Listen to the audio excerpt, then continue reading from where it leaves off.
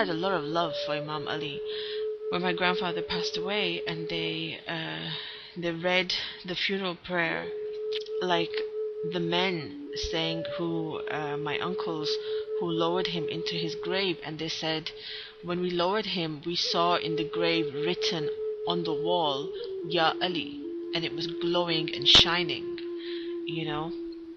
And these past few days, it's been echoing in me the Alif Lam Mim, what he used to say to me: once you know what Alif Lam Mim means, you will know things, you will just know, you know. And he kept saying it to me, and now I realize he was indicating towards this. He was indicating towards this path, you know. I have no words, you know. When I think about that, I have no words. I remember, you know, everything has a memory, everything has an intention, even water. You know, I remember seeing my grandfather pray Nade Ali on water, blow on it and drink it, you know. And water responds to intention, thoughts, love, compassion. That's why, you know, water has healing properties when you pray on it. That's why you have priests and people who bless water. I remember seeing something on Hashem Studios board. Someone posted the molecular structure of water changes or something like that. It becomes like these molecules become like these beautiful shapes once it's been prayed on. You know, it's subhanallah, you know. So Allah subhanahu wa ta'ala is the best at providing, you know. I talk about my grandfather passing away, but everything is Allah subhanahu wa ta'ala's will. Whatever his will is will happen, because his will is just, you know. There's no such thing as our will. You can have an intention, you can have, you know, a good intention, but in front of his will there's nothing. You know, death is the ticket to life. Like, for example, your skin cells die every month, otherwise your skin would be like leather. Your stomach cells die every 5 days, and that's how they recreate themselves. The universe has a way of recycling. You know, where is the 2-year-old that you once were? He had to go so that you could become the teenager. You know, the 2-year-old had to die so that you could become a teenager. Where did the teenager go? The teenager had to die so that you become an adult. So this adult could emerge, you know. And one day this person has to die so that it can recreate itself in a fresh way. This body is only a shell which contains the soul. It's an expression of the soul, you know. Every child born is the universe looking at itself with fresh eyes. All these experiences make you who you are. And if you recognize the signs, the synchronicities, you know, it's an amazing ride. Seriously, once you recognize all of these signs that are pointing to certain directions and certain ways, you know, the journey becomes an adventure. Accumulating experiences is impossible, because experiences teach you how to react. You know, if you try and accumulate, you're lost.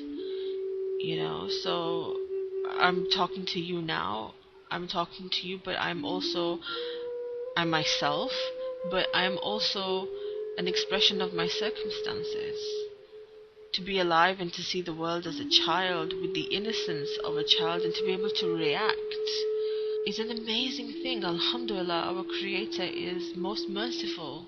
It's tradition, if I do a HSR show, to read something from my love, Paulo Coelho, and from his book Like the Flowing River. And I just, like last time, opened up the book to whatever page it landed on, and I will read from there. And what's funny is that it echoes what we've been talking about, and journeys and whatnot. The story is called Alone on the Road.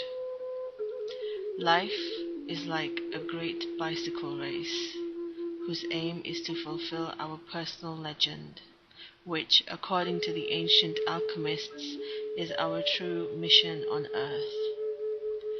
We all set off together, sharing friendship and enthusiasm, but as the race progresses, that initial happiness gives way to the real challenges: tiredness, boredom, doubts about our own abilities. We notice that a few friends have in their hearts already given up. They are still cycling, but only because they cannot stop in the middle of the road. There are more and more of them pedaling along beside the support vehicle, also known as routine, talking amongst themselves, fulfilling their obligations, but oblivious to the beauties and challenges of the road. We eventually leave them behind us, and then we come face to face with loneliness, with unfamiliar bends in the road and mechanical problems with our bicycle. At a certain stage, after suffering a few falls, with no one near at hand to help, we begin to ask ourselves if it's really worth all the effort. Yes, it is. It's just a question of not giving up. Father Alan Jones says that in order to overcome these obstacles, we need 4 invisible forces: love, death, power, and time. We must love because ourselves are loved by God.